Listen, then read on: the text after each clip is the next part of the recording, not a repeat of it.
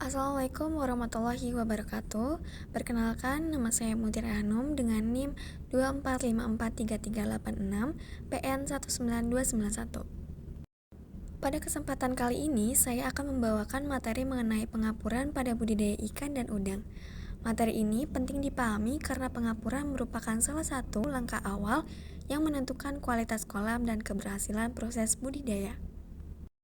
Banyak orang yang fokus pada pakan atau benih, tetapi lupa bahwa kualitas lingkungan kolam menjadi dasar dari semuanya. Jika kualitas kolam tidak baik, maka pakan yang bagus dan benih yang sehat pun tidak akan tumbuh optimal. Oleh karena itu, mari kita bahas pengapuran secara lebih mendalam. Pengapuran dapat diartikan sebagai pemberian bahan kapur ke kolam atau media pemeliharaan ikan atau udang. Tujuan utamanya adalah menetralisasi sifat asam tanah atau air, sehingga pH menjadi lebih ideal. Selain itu, pengapuran juga membantu memperbaiki alkalinitas, yaitu kemampuan air menahan perubahan pH. Dampaknya, kualitas air menjadi lebih stabil dan mendukung kehidupan biota budidaya. Selain fungsi kimiawi, pengapuran juga memberikan manfaat biologis. Kalsium dan magnesium yang terkandung dalam kapur berperan penting untuk pertumbuhan tulang ikan serta pembentukan cangkang udang. Jadi, pengapuran tidak hanya sekedar menaikkan pH, tetapi juga mendukung kesehatan dan produktivitas organisme yang dibudidayakan. Pengapuran tidak dilakukan sembarangan. Ada kondisi-kondisi tertentu yang harus diperhatikan. Yang pertama, pH air atau tanah rendah, biasanya di bawah 6,5. Pada pH yang terlalu asam, ikan menjadi stres, nafsu makan menurun, dan daya tahan tubuh melemah, sehingga rentan terhadap penyakit.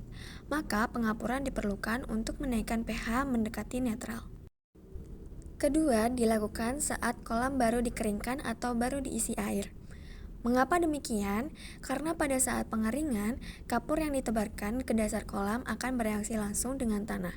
Ini membantu menetralkan tanah, membunuh hama seperti keong, siput, atau telur-telur organisme yang bisa menjadi sumber penyakit. Selain itu, kapur membantu mempercepat dekomposisi bahan organik di dasar kolam, sehingga saat diisi air, kualitasnya sudah lebih baik. Kondisi ketiga, ketika kandungan CO2 bebas tinggi. Kadar CO2 yang tinggi dapat menyebabkan pH turun drastis dan mengganggu pernapasan ikan atau udang.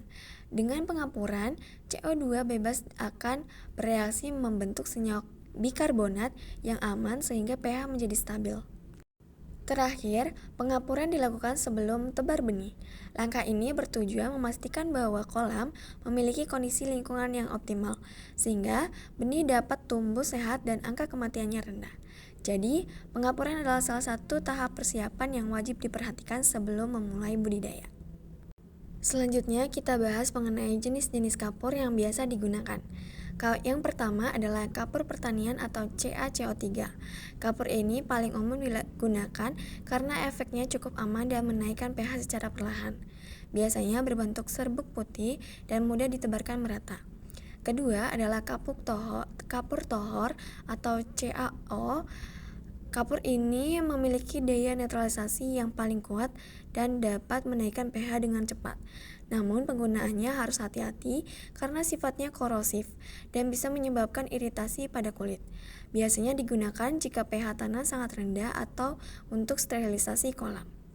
Ketiga, kapur dolomit. Kelebihannya dibandingkan kapur pertanian adalah mengandung magnesium yang juga penting bagi metabolisme ikan dan udang. Sehingga selain memperbaiki pH, dolomit juga membantu meningkatkan ketersediaan nutrien. Dan yang terakhir adalah kapur gipsum. Berbeda dengan 3 jenis sebelumnya, gipsum digunakan untuk menurunkan pH jika kolam terlalu basah, sehingga pH kembali stabil. Efek pengapuran ini cukup banyak. Pertama, tentu saja menaikkan pH sehingga lingkungan menjadi sesuai dengan kebutuhan organisme. pH yang ideal akan mendukung aktivitas fisiologis ikan dan udang, seperti nafsu makan, metabolisme, dan daya tahan tubuh. Kedua, meningkatkan kesuburan kolam. Kapur membantu melepaskan nutrien seperti fosfat yang sebelumnya terikat di tanah, sehingga dapat dimanfaatkan oleh fitoplankton. Fitoplankton yang tumbuh akan memberi warna hijau alami pada air dan menjadi pakan alami bagi benih. Ketiga, membunuh hama dan patogen. Kapur yang bersifat basa dapat menghancurkan telur-telur hama, larva serangga, dan mikroorganisme penyebab penyakit. Hal ini penting agar benih yang ditebarkan tidak terserang penyakit sejak awal. Keempat, menguraikan bahan organik. Sisa pakan, kotoran ikan, atau lumpur hitam di dasar kolam akan diuraikan lebih cepat dengan adanya kapur, sehingga gas beracun seperti H2S atau amonia dapat ditekan. Kelima, meningkatkan ketersediaan mineral seperti kalsium dan magnesium yang mendukung pembentukan tulang ikan dan eksoskeleton udang. Dan terakhir, meningkatkan produktivitas kolam secara keseluruhan dengan kualitas air yang baik dan lingkungan yang sehat. Pertumbuhan ikan dan udang menjadi lebih cepat, angka kelangsungannya hidup tinggi, dan hasil panen lebih optimal. Kemudian ada pengaruh pengapuran terhadap parameter kualitas air.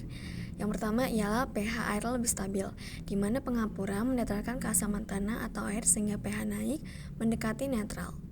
Kemudian ada alkalinitas meningkat. Alkalinitas adalah kemampuan air menahan perubahan pH. Nah, kandungan CaCO3 dari kapur membuat alkalinitas naik, jadi pH lebih sulit turun secara drastis meskipun ada hujan atau peningkatan CO2. Kemudian, kandungan CO2 bebas menurun.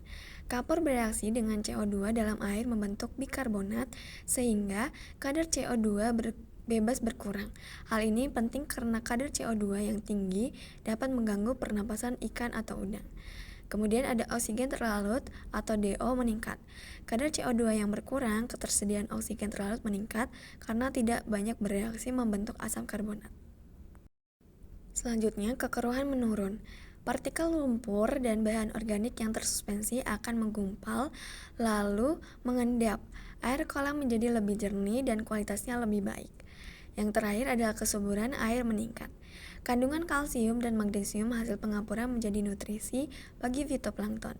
Fitoplankton yang tumbuh sehat memberi warna hijau alami pada air menjadi sumber pakan bagi udang dan ikan. Sebagai kesimpulan, pengapuran adalah langkah penting yang tidak boleh dilewatkan dalam persiapan kolam. Dengan pengapuran, pH dan alkalinitas menjadi stabil, CO2 bebas berkurang, dan kesuburan kolam meningkat. Hal ini menciptakan lingkungan yang sehat, mengurangi risiko penyakit, dan mendukung pertumbuhan optimal ikan maupun udang. Jadi, bisa kita simpulkan bahwa pengapuran bukan sekedar rutinitas, tetapi investasi awal yang akan menentukan hasil budidaya kita. Berikut saya sertakan daftar pustaka. Demikian penjelasan tentang pengapuran. Terima kasih atas perhatiannya. Wassalamualaikum warahmatullahi wabarakatuh.